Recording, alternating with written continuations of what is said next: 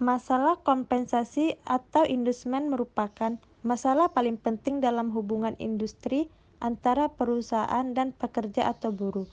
Masalah yang sering terjadi akhir-akhir ini salah satunya disebabkan oleh rendahnya tingkat kompensasi dari perusahaan kepada pekerja atau buruh.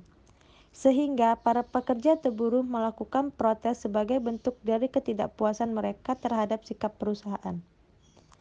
Kompensasi atau inducement merupakan salah satu fungsi penting dalam manajemen sumber daya manusia atau MSDM. Kompensasi juga termasuk komponen penting dalam hubungannya dengan pegawai.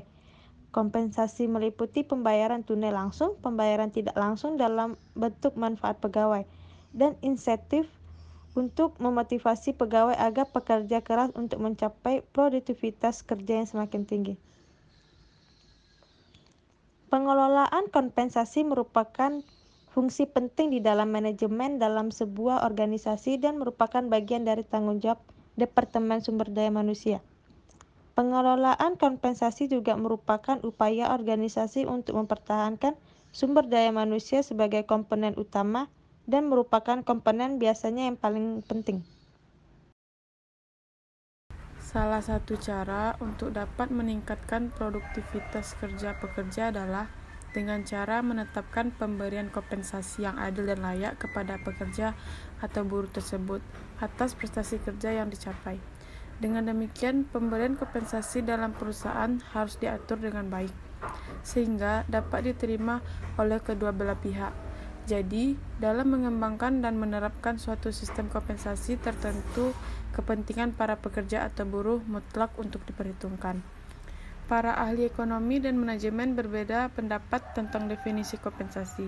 Akan tetapi, jika dilihat lebih jeli, ada sudut pandang yang sama dalam memahami pengertian kompensasi. Berikut ini beberapa definisi kompensasi menurut para ahli manajemen. Antara lain yaitu Tuan Hani Handoko, kompensasi adalah segala sesuatu yang diterima para karyawan sebagai balas jasa untuk kerja mereka.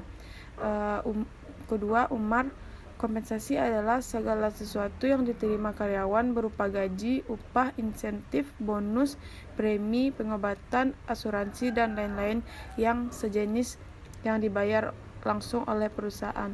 Ketiga, Hasibuan, kompensasi adalah semua pendapat yang berbentuk uang atau barang langsung maupun tidak langsung yang diterima pegawai sebagai imbalan atas jasa yang diberikan perusahaan atau organisasi.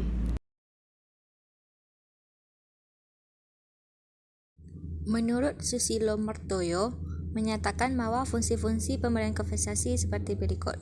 Yang pertama, pengalokasian sumber daya manusia secara efisien. Fungsi ini menunjukkan bahwa pemberian kompensasi yang cukup baik pada pekerja atau buruh yang berprestasi baik akan mendorong para pekerja atau buruh untuk bekerja dengan lebih baik dan ke arah pekerjaan-pekerjaan yang lebih produktif. Yang kedua, kompensasi non-finansial atau disebut dengan non-financial compensation. Kompensasi non-finansial ini adalah kepuasan kerja yang diperoleh oleh seseorang dari pekerjaan itu sendiri atau dari lingkungan psikologis di mana orang itu bekerja. Fungsi kompensasi. Apa sih fungsi kompensasi itu? Kompensasi memiliki sejumlah fungsi. Pertama, fungsi motivasi.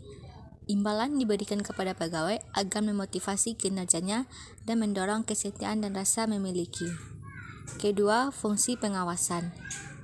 Semua imbalan memiliki potensi untuk mengontrol. Imbalan mengontrol perilaku ketika ditujukan pada individu yang menyelesaikan tugas tertentu atau bekerja di tingkat tertentu. Ketiga, fungsi informasi.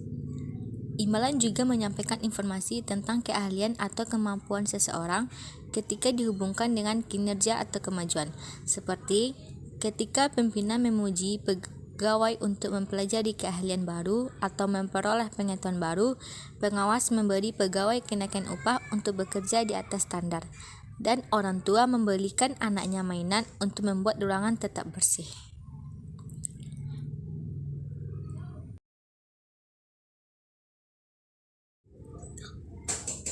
Apa sih tujuan manajemen kompensasi? Menurut Keith Davids, dan Werther dalam Muhammad Yani 2012 menyatakan bahwa tujuan dari manajemen kompensasi adalah untuk membantu perusahaan dalam mencapai tujuan strategis dan menjamin terjadinya keadilan internal dan eksternal. Keadilan eksternal menjamin bahwa pekerjaan dikompensasi secara adil dengan membandingkan pekerjaan yang sama di pasar kerja. Menurut Castetter dalam Tijuju Yunarsi dan Suwanto 2008, ada beberapa tujuan kompensasi, yaitu yang pertama, menarik dan mempertahankan pegawai tetap yang kompeten. Yang kedua, memotivasi personel agar menunjukkan kinerja optimum. Yang ketiga, menciptakan insentif bagi pertumbuhan kompetensi individu. Yang keempat, mengembangkan rasa percaya diri personel di dalam maksud organisasi. Yang kelima, membangun keadilan dan objektivitas ke dalam rencana kompensasi.